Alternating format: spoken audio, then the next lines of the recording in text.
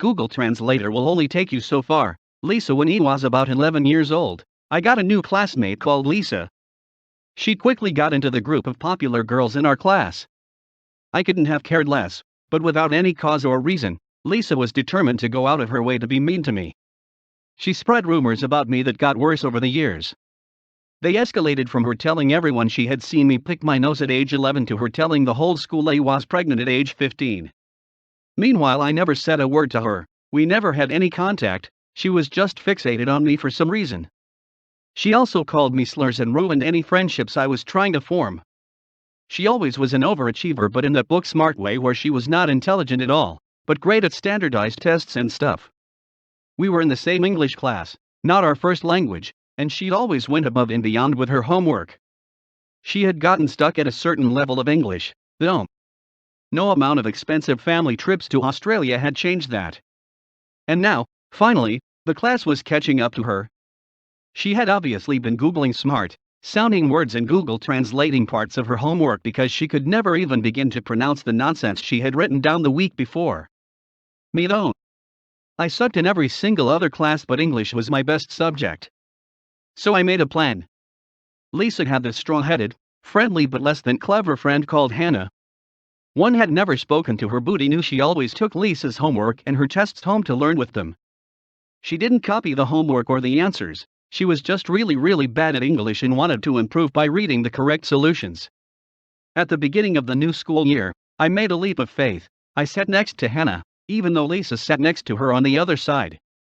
I made sure Hannah saw every good test score I got and every little smiley face on my assignments. Meanwhile, Lisa was reaching the limits of her dictionary English. The fateful day came. Lisa got her essay back with a C+.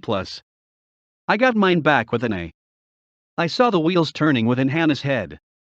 She turned to me and, after years of giving Lisa an ego boost every single week by asking for her tests, she asked me for mine. Lisa was devastated. It was led with true and unimaginable bliss. Hannah passed English. That's going to cost an extra $300. This is from what my husband told me this week. Happened on Wednesday. A little backstory: my husband works for a local, but fairly well-known auto parts company. He delivers parts to southern New England, and some days, the tri-state area.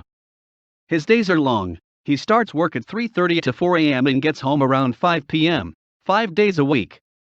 On Wednesday, his first delivery of the day, he shows up at the garage to deliver an engine. Thankfully, he didn't have a full truck that day, but his miles between stops were huge, 50 plus. He unloads the engine and brings it into the garage. The person on duty, Bob, tells him they never ordered an engine for delivery. This does happen from time to time. Wrong address, etc. Hubbs looks at the paperwork, double-checks the address and says someone named Chuck ordered this engine. Bob tells him there is no Chuck that works here. Hubbs says okay, loads up the engine back on his truck, calls dispatch to let them know an engine is coming back, and goes on his way. 45 minutes goes by. Hubbs is driving to his next stop when dispatch calls. Dispatch is pissed. Not at Hubbs, but at Bob. He just got off the phone with Bob, asking Hubbs to come back with the engine. He explains to dispatch that Chuck does work at the garage, and they sent the engine away to prank him. They now need that engine for a customer's car that needs to be finished before the weekend. At this point, Hubbs is many miles away and almost to his next stop. If he turned around, it would set him back at least an hour, maybe two, because of traffic. Dispatch tells Bob, too bad, we can't send Hubbs back till Monday. Bob is now pissed. And now the engine price had gone up, due to paying Hubbs for the extra trip and gas. Because of a prank Bob wanted to play on Chuck, it has now cost him an extra $300 for the engine, a super upset customer that won't get his car back on time, and possible loss of more business if that customer decides to tell about his experience. You want me to write an essay? I'll write the best damn essay you've ever seen. I'm on mobile, sorry, my dad and I don't get along. He's verbally and emotionally abusive. Holy crap, it feels so good to finally say that. My father controls just about everything in my life: food, friends, everything. He also controls my workouts. He tells me what exactly he wants me to do. I, being a teenager, don't want to do some of them. I'm tired, I'm sore, yada yada yada. Well, Daddy Dearest once set up a camera without my knowledge, to which he found out I was lying about working out exactly as he wished. Yeah, I screwed up. I shouldn't have lied, but if I wasn't being forced to do this every single day, I won't lie to get out of doing a workout. My father's justification for me working out is so I don't get fat. I'm serious. When my father found out, he ordered me to write, and I quote, an essay on trust, and boy did I deliver. I have never written anything as beautiful and eloquent as that. My vernacular was put to the test and my sarcasm went through the roof. I gladly printed it out and gifted it to my father. He wasn't happy. Apparently I missed the point of the essay, but he didn't ask for another.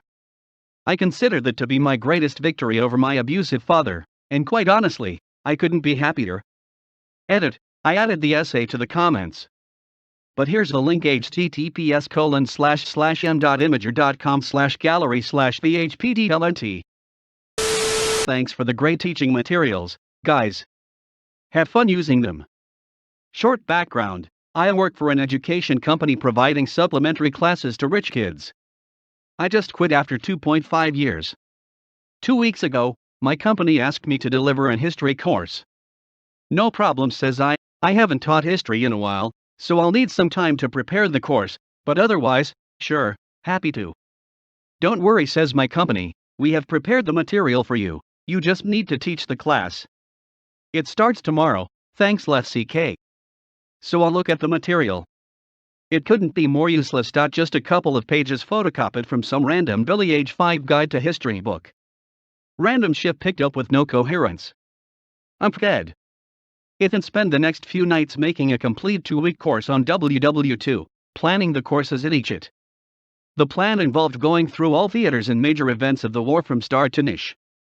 Lots of interactive maps I made on Blender, video clips from movies, lesson plans, etc. Quite proud of the result. It's only a 2-week course, so I can have a good beginning, middle, and end. I completed the course on Friday, coincidentally my last day at the company. Kids are happy, I'm happy. Well done, everyone. Just got a message from the company on Sunday night, just now, asking me for the material for the 3rd week. The 3rd week of a 2-week course. Now that I have left, they want to keep the course running because it went so well. So I sent their random textbook pages back to them. You're welcome. It's a funeral, not X Factor. Various edits. I made a great many spelling mistakes, so this isn't really a massive revenge, but it takes place at my great-grandmother's funeral, Vera. It's one of my fondest memories. All the names in this will be fake. This story takes place in 2016, so my great-aunt Karen is absolutely horrible. She brags about how stingy she is. She paid for her daughter's wedding, the altar was on wheels, and tries to constantly bring others down. She was always horrible to Vera when she was alive, and when she died, let's just say she died at 8, the house was cleared out at 9, on the market at 10, and the first viewing was booked for 11:30. At Vera's funeral, which she planned, she refused to let my mother sing, which was odd because she wanted my cousin, her grandson, to do a reading. The day of the funeral, he said he didn't want to read and all was well. Here comes the revenge. Now my family are all trained singers. This includes granddad, mom, dad, bro, and me. During the hymns, we were all singing quietly out of respect for everyone there. But along comes Karen. She takes it upon herself to attempt to sing louder than us. We can all hear her off-key caterwauling. We all shared a look and gradually began to crescendo. Now Karen didn't notice this at first, but as she did, she began to get louder. Perfect, we'd prepared for this exact situation. We'd learned all the hymns, all the harmonies and the descants to them as well. We suddenly burst out, full volume, in 4-part harmony. She looked at us in shock, then continued to try and sing us. Bless her. She didn't stand a chance against 3 classically trained singers and 2 ex-church choir boys. Suffice to say, it was a fun funeral. Act like an asshole, I'll make your pants smell like an asshole. When I was much younger, I had a job I hated but needed. It was great for career experience for the job I was studying for. I was working in the warehouse of a very well-known production company. It was a stepping stone into the industry for me. One of my bosses was a complete asshole. especially to me because he knew I wouldn't leave since this job would look great on my resume. One summer I ended up working with him almost daily. It started to take a toll on my mental health. I was constantly either angry or depressed. One Saturday he left early and I had to run around finishing all the work by myself. He had a really expensive pen on his desk that was his pride and joy.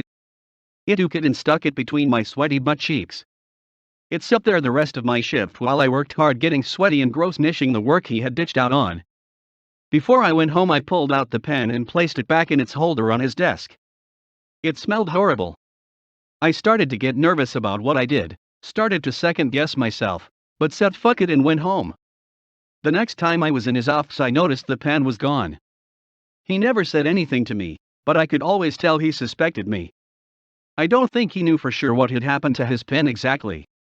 This incident didn't make him nice to me. Booty noticed he backed off of me quite a bit and just let me do my job. Scammer tries to get a $200 gift card for free, but it backers some background. I have been selling U.G.I.O. cards on eBay for about 2 years now, and I have seen a few creative scams. Today, however, I found a complete moron. I woke up this morning to an offer on one of my more expensive cards, $260, for the original asking price, which is kind of weird. The offer also came with a message from the buyer with his phone number and he said he had a few questions. This is a bit unusual, as he could just private message me the questions on eBay. I didn't think too much of it and texted his number. He responded up pretty quickly and said that he had been having issues with eBay and that's why he had to text me. He asked for usual stuff, such as the condition of the card and for pictures of it. I gave him this and he said he would pay me the asking price and asked for my PayPal. I had begun to have some suspicions, but this is what really alerted me. I have him the PayPal email and right after he asked if he could give me $200 extra to add a $200 eBay gift card to his purchase. This is quite a common scam, so I knew how to handle it. I told him that I can't do that. He replied angrily that he was a doctor working in a hospital to GHT COVID and he needed this for a birthday gift, all in broken English. Of course, I tried calling his number just to be sure it was fake and sure enough, it said that the number was not active. This is where I get my small revenge. I saw that he had made purchases on his account, so he must have some sort of payment method linked to it. I went back to the offer that he made for $260 and accepted it. He is now roped into paying for my card and won't get his free gift card. Dad's colleague has enough of being phoned by conservatory companies, so gets petty. If you lived in the UK during the early 2000s you probably experienced an influx of calls from companies trying to sell you a conservatory.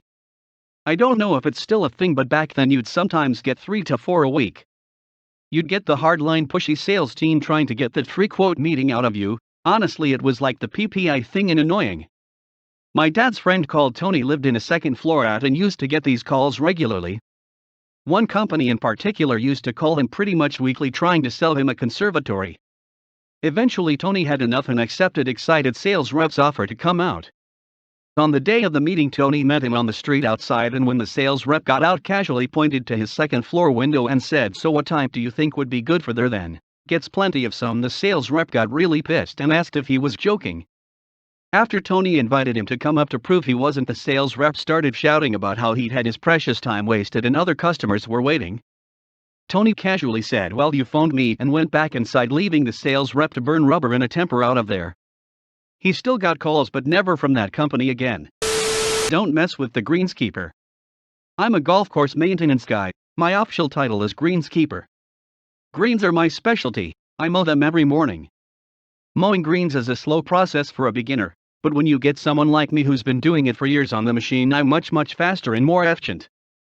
I was training a new guy on greens and he was moving pretty slow, but that's name. Some golfers came up and played through. It started getting crowded, so we was gonna take over so we could get done, and guess who shows up? Karen. She starts screaming at us and telling us we need to get off the course and we're worthless poses, yada yada. She says we're not supposed to be out there when SHE is playing. Like, is the course yours, crazy lady? So she beat us to the next hole and hit the perfect chip up onto the green, just a few feet from the hole. So I picked up her ball to throw it in the sand trap. She starts yelling again and saying that's against the rules. It took out a can of white spray paint and sprayed off the area around the green. I said sorry miss, ground is under repair. According to the PGA rulebook, you'll need to take a stroke on this hole. Have a nice day. Most satisfying thing ever. HOA Karen put another flyer in my mailbox.